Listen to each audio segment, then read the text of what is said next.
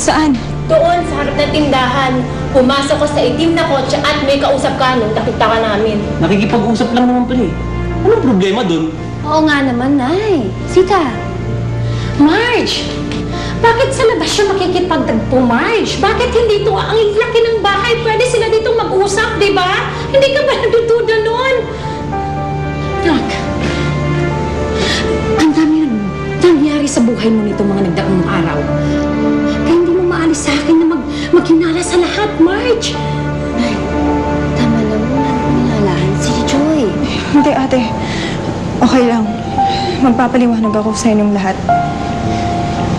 Ang totoong nangyari, nakipagkita ako sa kapatid ni Alex. Yung tatay ni Fe. Humingi ako ng sustento. Hindi ko siya pinapunta dito. Kasi syempre, nahihiya ako sa inyo. Wala nga akong nakuha kahit 5 buling eh.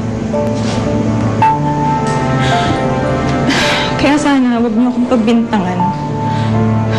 Kasi masama na yung loob ko.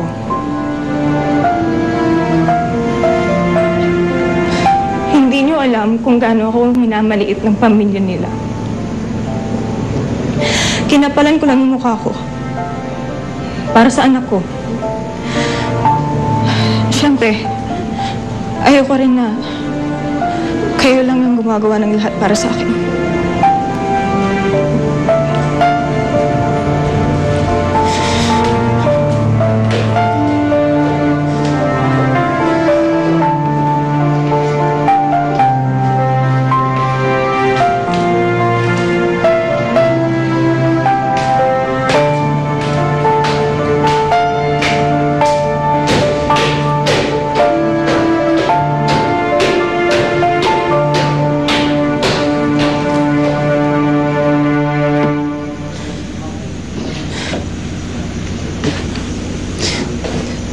Ang hirap pala ng ganito, no? Porke naging madumi akong babae, pwede na akong husgahan. Kaya nga, gusto ko nang umalis dito. Joy, sabay tayo magbagong buhay. Tutulungan kita. Alam ko, naging malaki din ang kasalanan ko sa'yo. Kasalanan? Oo. Iniwan, nabayaan. Nakakayamang aminin pero totoo. Yung ginawa ng kapatid natin sa atin, ginawa ko din sa'yo. Ang buong akala ko magiging maganda ang buhay mo dun sa nag-ampun sa'yo. Joy, pasensya ka na. Pero hindi na mauulit yun. Pinapangako ko na hindi ko kayo pababayaan ng pamangkin ko. Salamat. Salamat at nandito ka para sa amin. Ano? Pupayag ka na ba na aalis na tayo? Ha? Kung hindi, kung ikaw, kung gusto mo, okay lang. Pero ako, hindi ako aalis. Dito lang ako. Bakit mo ba pilit pinagsisiksikan yung sarili mo dito? Nakilala mo naman ako, ang kapatid natin.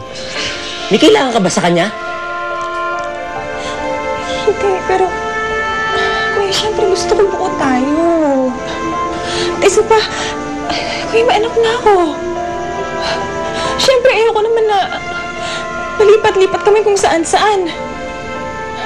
Kaya maawa ka naman sa pamangkin mo.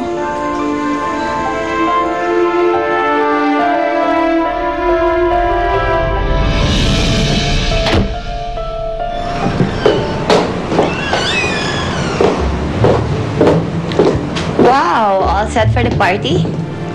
Naman, kasi magkikita kami sa party ni Rigo, di ba? At si Rico talagang naisip mo, ha? Ikaw naman, huwag ka nang magselos. Diba, sinabi ko naman sa'yo, crush ko lang siya. Sa'yo pa rin si Rigo. Eh yun kung gusto mo siyang bawiin. Ako magsiselos sa'yo. Excuse me. At saka baka malaman ni Daddy na nagpe-prepare ka para kay Rico. Eh, malalaman lang naman yun kung sasabihin mo. Sasabihin mo ba, friend? Well, friends tayo kung tutulungan mo ako. Sure. Ano ba papagawa mo sa akin? Total naman, type mo si Rico.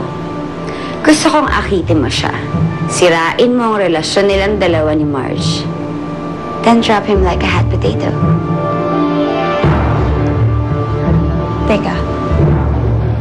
Anong kinalaman ng potato sa pag-akit kay Rigo? Candy, ang ibig kong sabihin, kapag nahulog na ang loob sa'yo ni Rico, nasira mo na ang relasyon nilang dalawa ni Marge, tapos na ang mission mo. Eh, pero paano pag nalaman to ng daddy mo? Huwag kang mag-alala. Akong bahala kay Daddy basta ikaw ang bahalang sumira sa relasyon nilang dalawa. Gusto ko yan, ha? Parang exciting.